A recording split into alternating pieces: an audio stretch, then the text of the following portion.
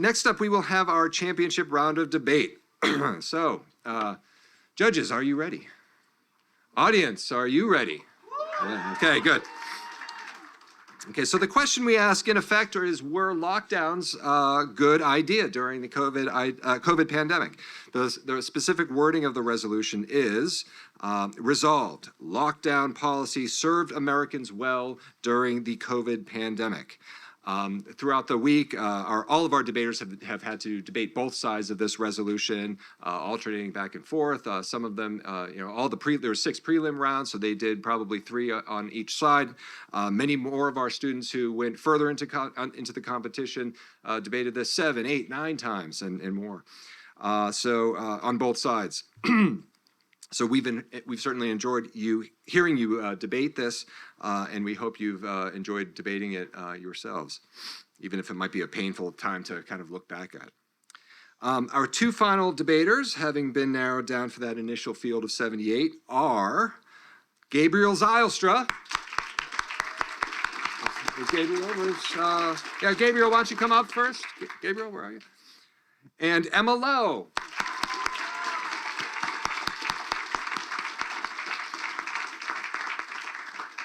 Gabriel will be on the affirmative side, and Emma will be negating the resolution. Our championship judge panel is composed of 9 esteemed members of the community and friends of the Coolidge Foundation. I will introduce you to them now. Mr. Bob Luddy, Coolidge Foundation trustee and philanthropist. Can we have a clap? And Dr. Ben Voth, Coolidge Debate Fellow. Diana Carlin, Professor Emerita of Communication at St. Louis University, author. Zach Stoyer, 1890 Society member and last year's Coolidge Cup runner-up.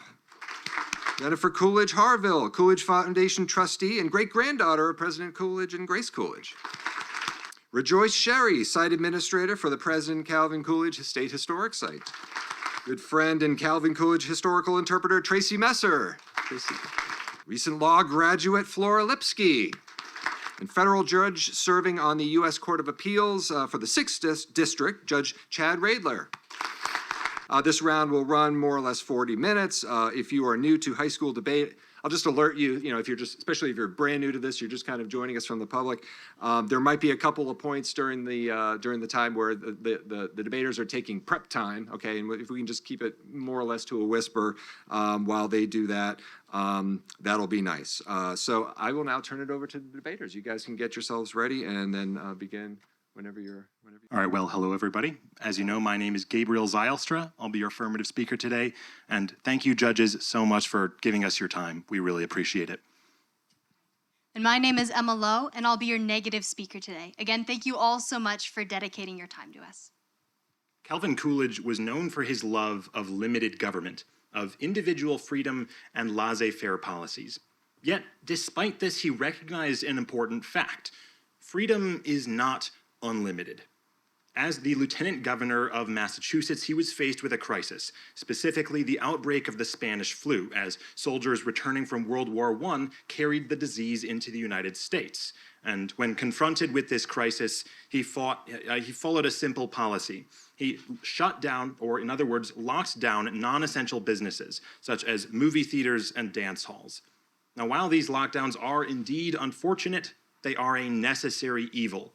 And because of this, I affirm the resolution that lockdown policy served Americans well during the COVID pandemic. However, before debating the resolution, we have to clarify what it actually means. Thankfully, the Coolidge Foundation brief clarifies that, quote, for the purposes of this debate, lockdowns refer to government-directed stay-at-home orders and to government policies that close schools, businesses, and other public places, prohibited events of certain sizes from happening, and restricted travel. End quote. Now, to measure the effectiveness of lockdown policy, I'd like to present the metric of well-being. If lockdown policy increased overall well-being for Americans, then the resolution should be affirmed. However, if it did not increase overall well-being, then it could be negated. So with this established, I'd like to get into my first main point, or my first contention. Contention 1, lockdowns saved lives. Lockdowns saved lives. There's been extensive research to conclude that lockdown policies reduced COVID deaths. A systemic review of the research published by the Journal of Infection concluded that, quote, school closing, followed by workplace closing, business and venue closing, and public event bans were the most effective non-pharmaceutical interventions in controlling the spread of COVID-19. A combination of specific social distancing measures are effective at reducing COVID-19 cases and deaths, end quote. Another review and meta-analysis led by researchers at Iran University of Medical Science found that non-pharmaceutical interventions had resulted in a 4.9% decrease in death growth rate. Now, these lives were certainly not insignificant, as a study led by Professor of Nursing and Public Health Olga Yakashevska concluded that these policies saved somewhere between 860,000 to 1.7 million lives. Now, just to put that in perspective, even if we use the low end of this estimate, this number is significantly larger than the entire population of Vermont. To put that in perspective even more, at the low end of this estimate, it's more than double the number of American lives lost during World War II, and using the high end of the estimate, more than triple. Now, it's true that lockdowns restricted our freedom, and that was unfortunate. But when the alternative is to let hundreds of thousands, if not millions of Americans die, at that point, it becomes a necessary evil. Contention 2. COVID, not lockdowns, caused economic harm. COVID, not lockdowns, caused economic harm. You see, during the pandemic and following, the US suffered from a plethora of socioeconomic ills. But there's no evidence that this would have happened any differently if we had not locked down. Economists Austin Goolsbee and Chad Syverson evaluated economic activity on the border between Iowa, which did not lock down, and Illinois, which did.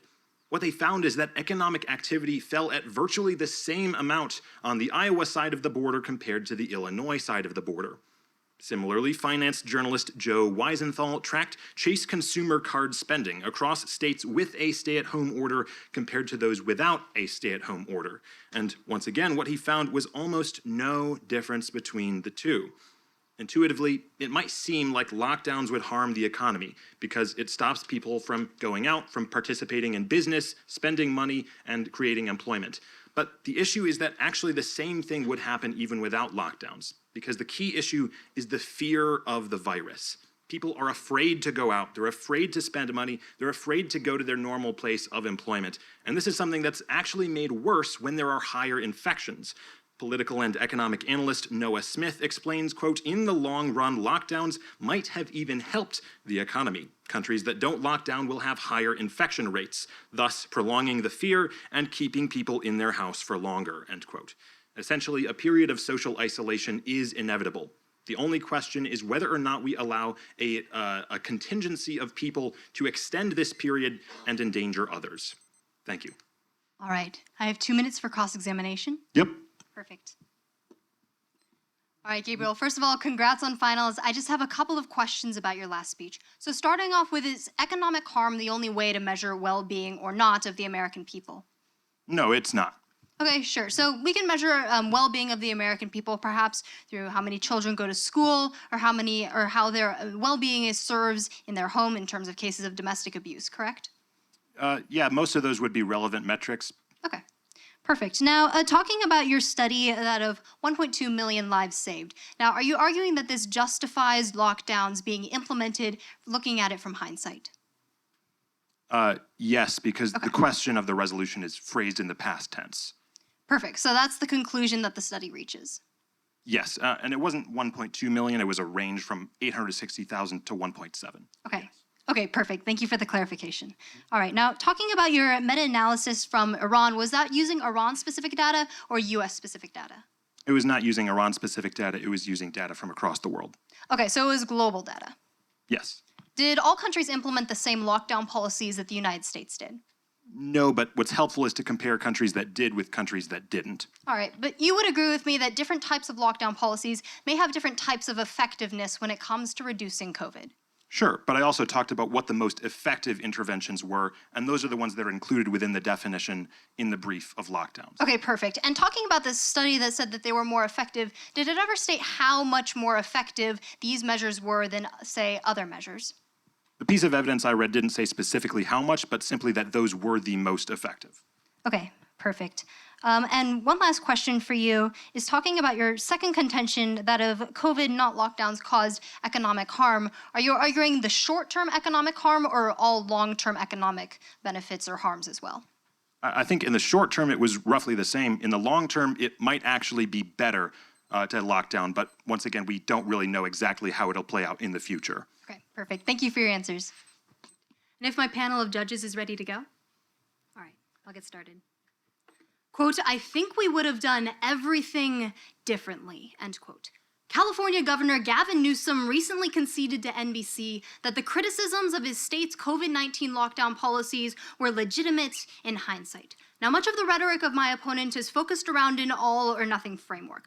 However, no all lockdowns or no lockdowns at all in the United States. However, I believe this is a false dichotomy because the question whether American policymakers served Americans well is whether they chose the best option that saved the most lives of American people. I'd like to show you how this simply isn't the case today. Looking in the rearview mirror, COVID-19 lockdowns pursued in California and other states were indeed a disaster, as Newsom himself observed. It's because of the negative consequences of lockdowns that I negate the resolution. In this speech, I will be primarily building up two arguments of my own, and in my next speech, I will respond to my opponent's first speech. This leads me to argument one, policymakers knew there was a better option. Argument one, policymakers knew. For nearly 15 years, it was well documented that forms of categorical lockdown policy were ineffective. Prior to the pandemic, the WHO released its findings, noting that lockdown restrictions are only useful when they target high-risk individuals. An additional group of 4 epidemiologists credited with the eradication of smallpox created the standard procedure for confronting a pandemic. Now, within that strategy document, they outlined 3 key points. Number 1 is that the ill should stay home while the healthy continue to work. Number 2, there is no basis for closing schools longer than 14 days. And number 3, prohibiting large gatherings is unlikely to have any significant effect. Yet despite this knowledge, in March of 2020, policymakers mandated expansive stay-at-home orders, shut down their economies, and closed down schools. Now, it didn't take long for the academic and medical communities to critique these choices. Doctors, researchers, and epidemiologists recommended a more focused approach, protecting high-risk people while reopening society for low-risk individuals. Now, their reasoning was simple. An Oxford University study in March of 2020 estimated that fewer than 0.1% of infected cases have symptoms requiring medical care. This means that 99% of infections have nothing beyond mild symptoms. This was well known in early 2020. In fact, the National Bureau of Economic Research estimates that targeted policies for high-risk individuals would have saved an additional 1.2 million American lives by mitigating the negative collateral consequences of categorical lockdown policies. This was all well known in early 2020.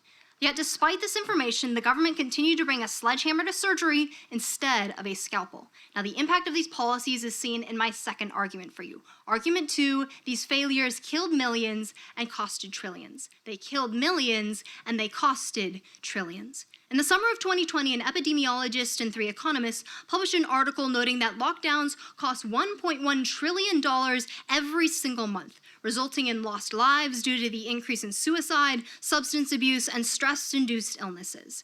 In addition, the lockdown caused patients to live in fear, which means they missed critical appointments such as emergency stroke evaluations and cancer screenings. The impact of this is that up until that point, that is May of 2020, the years of life lost from the lockdown was 1.5 million years, increasing at a rate of about 700,000 years every single month. In contrast, the years of life lost due to COVID was merely half of that. One of the most regrettable lockdown decisions, though, was school closures. There was no basis for this. Healthy children have a microscopic risk of serious illness or death, with fewer than 20 school-age fatalities by the summer of 2020, as 3 CDC scientists later acknowledged in 2021. In 21 states alone, 230,000 children abandoned school. Now, the impacts were devastating. Self-harm-related visits tripled, and drug overdoses and substance use disorders increased as much as 120%. There were 200,000 unreported cases of child abuse. One particularly heartbreaking example occurred when 3-year-old Amari Boone was rushed to the hospital with ribs fractured, each of his fingers and arms broken, and suffering a brain injury. He passed away 2 days later. These harms were well known in the spring and summer of 2020. In addition, due to 3 months of lockdown, a study found that an increase in domestic violence, it increased by 20%, which meant over 15 million more additional cases. We cannot confuse policymaker intention with policy results. When policymakers make ill-informed decisions and violate the principle of moderation, they create long-lasting consequences for everyone. Thank you. I'm now ready for any questions that my opponent may have. Well, first of all, Emma, congratulations on making it to finals. Now, as usual, I do have a couple of questions. You brought up a statistic regarding 1.2 million lives, and you said that was lost due to lockdowns. Where did that statistic come from? Sure. So that was from a study from the National Bureau of Economic Research, and they estimated that targeted lockdown policies that targeted high-risk individuals would have saved an additional 1.2 million American lives. Okay, would have. And this study was over the next 20 years, right? If you can provide me evidence of that from the data, then sure, we could agree on that. But 1.2 million lives over the next 20 years is a significant number no matter the way you look at it. And was this study peer-reviewed? Sure, I believe the study was peer-reviewed. Okay, and then you also talked about a closure evidence. Underneath that, you talked about another piece of evidence talking about how lockdowns took lives. Where was that study from? Which specific piece of evidence are you talking about? So I believe it was after you talked about the trillions lost in money, then you talked about the lives that were lost. It was around that point in your speech. Sure. So was it about, was it the years of life lost? Yes. Okay, perfect. Let me find that citation for you really quickly. All right, it was from 4 different professors in May of 2020. Okay, May of 2020. And were they measuring lives lost, or were they measuring quality-adjusted life expectancy? They were measuring years of life lost, so it includes people such as cancer patients that might not die immediately due to exactly COVID-related deaths, but they may have years of their life shortened because they missed their medical appointments. And then, once again, what was the source for that study? Yes, let me look for you really quickly. Yes, so it was a study from the Hoover Institution, it looks like it. Okay, thank you so much. That's all the time I have. Yeah. Well, in this speech, I'd like to respond to Emma's main points and then reiterate and clarify some of my own. Now, first of all, I think we have a difference in resolutional interpretation. She seems to think that the resolution means that if the affirmative is correct, that means that lockdowns were the best possible policy we could have implemented. But that's not what the resolution says. The resolution doesn't say that lockdowns served Americans the best. It does not say it served Americans perfectly. Rather, it says it served Americans well. Therefore, the question should simply be, was it an overall positive effect or was it an overall negative effect? In other words, was it better than nothing? Not was it perfect, and not whether it's the best possible policy. Now, she also talked about how lockdowns are only useful when they're targeted, and she talked about several WHO recommendations, which all came prior to the COVID pandemic. However, obviously, since these were prior to the COVID pandemic, they were not specific to COVID. And COVID is a very unique disease in that it's very highly transmissible, as well as the fact of it affects different people in different ways. So I don't think we can necessarily extrapolate all of those recommendations perfectly to COVID because it's a very unique disease. But additionally, she talked about this idea of focused protection. And I think this is, once again, fundamentally not the debate we ought to have. This is not a debate about less strict lockdowns versus more strict lockdowns. Rather, it's a debate between whether lockdowns as a whole in America had a positive effect. Not less strict versus more strict, but the lockdowns in general versus no lockdowns. Now, she also talked about how 1.2 million lives would be lost over the next 20 years, and this was a study from the NBER. However, I actually lied to you right there because it's not a study and it's not officially endorsed by the NBER. This was not peer-reviewed and it's not officially endorsed. The study actually contains a warning at the beginning that says, quote, NBER working papers are circulated for discussion and comment purposes. They have not been peer-reviewed or subject to review by the NBER Board of Directors that accompanies official publications, end quote. But additionally, it's highly speculative as it's talking about the number of lives that will be lost over the next 20 years. Now, obviously, before COVID, 20 years before COVID, we had no idea what would happen in 20 years. So to say that we now know what's going to happen in 20 years is almost intellectual arrogance, to say the least. She also talked about another study that said millions of lives would be lost, but I think the metric that was actually being used in this study was quality-adjusted life expectancy, or at the very least, it was the years of life lost, rather than lives lost as a number itself. Essentially, it's calculating old people dying as being less invaluable or less important than young people dying because those older people have less lives ahead of them. And I think this is a bad metric because obviously killing an old person is just as bad as killing a young person. This is actually something I'd like to expand upon in my next speech, but for all of these reasons, it's for all of this that I once again affirm the resolution. Thank you.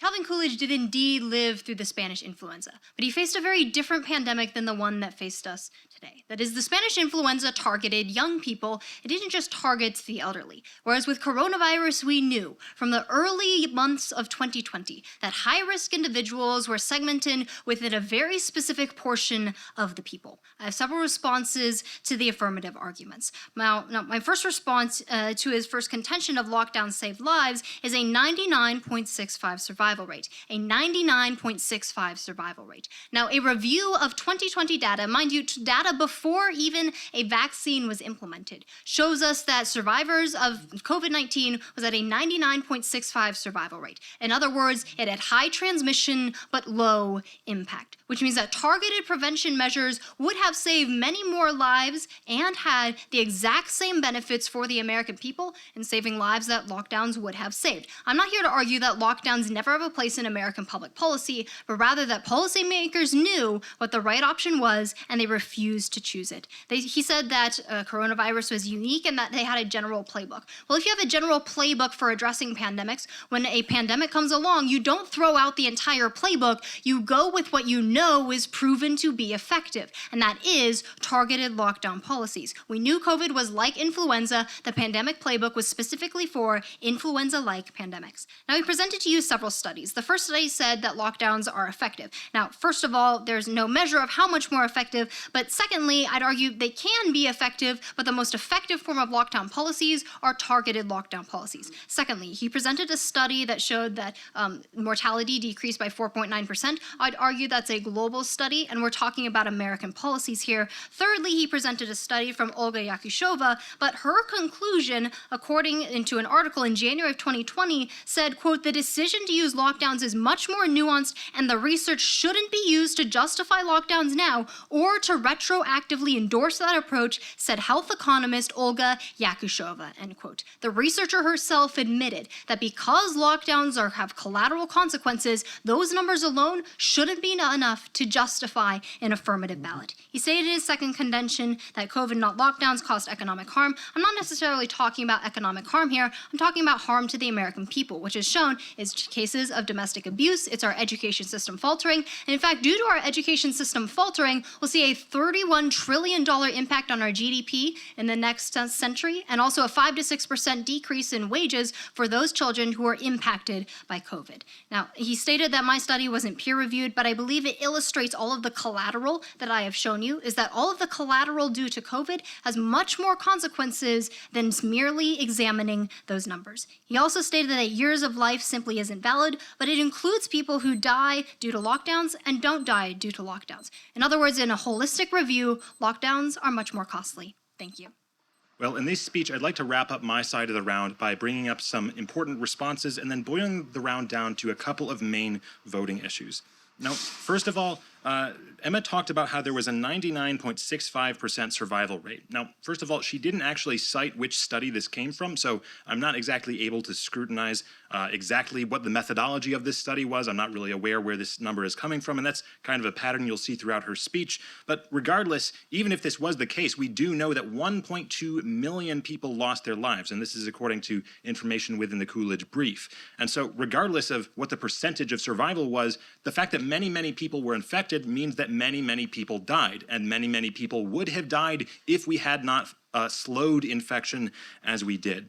She also talked about the study from the University of Iran, the University of Iran Medical Science, and she said that this is global and therefore it doesn't tell us anything about how lockdowns work in America. But lockdowns don't suddenly cease to work once they're implemented in a different location. The question is, overall, are lockdowns an effective policy? Even the WHO recommendation she brought up is based on global data. So obviously, when she's talking about her own studies, she wouldn't say that those studies are invalid simply because they're non-specific to the US. And so I think the same reasoning applies here. She also talked about how one of the authors of the study that I brought up, the third study that I brought up, said that it's much more nuanced and that we shouldn't necessarily use the study to justify lockdowns.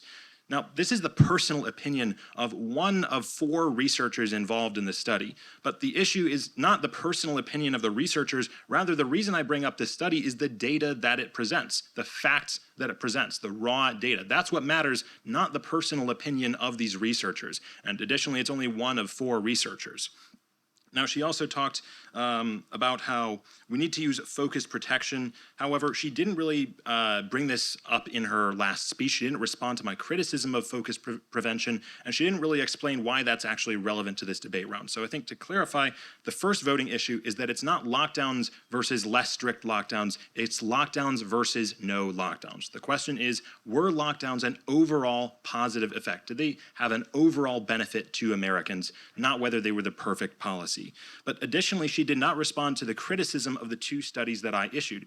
I talked about 2 studies, one of which was not peer-reviewed and highly speculative, and I criticized that study, and I also criticized the metric she used of lives in years rather than lives as a raw number. And she didn't respond to either of those criticisms. So as it stands, the 2 most important pieces of evidence within this debate round are the 2 systemic reviews that I brought up in my first contention, both of which indicated that lockdowns do reduce infections and deaths, and that's critical. Now, she talked about some heartbreaking issues such as domestic violence and harm that's come, at least according to her, from the lockdowns. However, I don't think either of these can actually be legitimately traced to the lockdowns.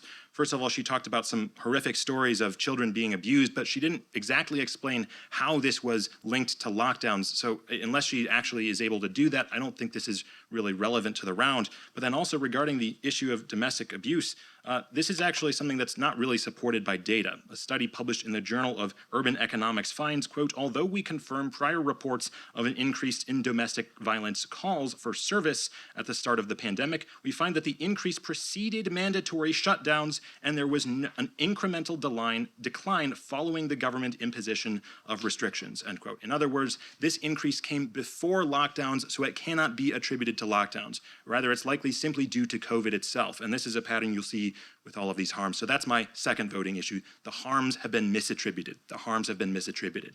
It's for these main reasons, because lives were saved and because overall it was a positive effect, that I once again affirm the resolution. Thank you, and it's been an honor speaking for you. Serving the American people well means choosing wise policy. I believe there's 2 perspectives that we can look at this resolution from. Number 1 is looking at whether policymakers made a wise decision with the information they had in the moment, and number 2, examining in hindsight whether lockdown policies actually served Americans well. I believe that both of these are valid ways of looking at the resolution, because serving Americans well means both choosing wisely in the moment and having the results. In other words, it's having the intentions of the policy be correct, and it's having the results of the policy match your intentions. I believe on both of these perspectives, the affirmative side fails. I have several responses to the affirmative's last speech, and I'll leave you with 2 voting issues of my own. First of all, he stated that his studies, number 1, his study about Iran study examining global data is valid, and he also said his 1.7 million study examining lives saved is also valid. I'd like to debunk both of those. First of all, is using global data is actually a mischaracterization in this round, because if we use global data, we're including impacts of lockdowns in other countries, and a country's demographic actually impacts how well a lockdown policy works, because people who like the government more are more willing to comply with orders in other countries, such as Sweden, or such as in Taiwan, or such as in South Korea. Again, including data from other countries doesn't necessarily reflect how lockdown policies served Americans. It's examining how lockdown policies served the South Koreans or the Taiwanese. We're talking about Americans here. Secondly, as 1.7 million, he said that we're looking at the raw data, but I'd argue argue that interpretation of the data is what matters the most, because the conclusion of the study found, that the researcher found, is that those 1.7 million numbers was insufficient to capture the full consequences of categorical lockdowns. I'll detail the consequences of those for you in my second voting issue, but just bear in mind that the collateral consequences of lockdowns was much larger than the benefits. Now, thirdly, he also stated he essentially stated that I can't tie abuse to lockdowns. I can, because if children are forced to stay at home with their families, if they're already in an abusive environment, that creates an environment conducive to abuse, means there was an increase, 200,000 more unreported cases of child abuse, and over 15 million more unreported cases of domestic violence. His evidence was only talking about reported cases of domestic violence. Now, I'd like to also respond to the idea that I didn't respond to my studies. First of all, yes, I may not have a peer-reviewed study, but the idea is that collateral consequences of categorical lockdowns are much more than the benefit. And we'll see this in my second voting issue. Secondly, is that the 1.5 million years, I was simply stating that that includes all impacts of the lockdown, not just examining COVID-related deaths, but examining all impacts on all people, whether or not they died from COVID. It's examining those impacts, a very specific thing, the lockdowns. Brings me to my two voting issues for you. Voting issue 1, policymakers knew. Policymakers knew. Serving the American people well means that our presidents, our politicians, our state officials choose the policy that they know will best serve the American people. And for 15 years, it was well documented by the WHO and by numerous countries that the most effective way of targeting any influenza-like pandemic, which we knew COVID was from the beginning, was a targeted policy lockdown, and we knew, at least in the early months of 2020, that those high-risk individuals were the elderly and the immunocompromised. That's the type of targeted policy we should have had. That's the type of policy that our policymakers chose to ignore. Voting issue 2, killed millions, cost trillions. I'll list out the impacts for you. 15 million more cases of domestic abuse, $31 trillion in GDP lost, 5 to 6% decrease in wages, self-harm increased 3 times, drug overdoses up by 120%, 200 more unreported cases of child abuse, 230,000 children abandoned school, and 1.5 million years of life lost. Simply on a cost-benefit analysis, lockdowns did not serve the American people well. Thank you.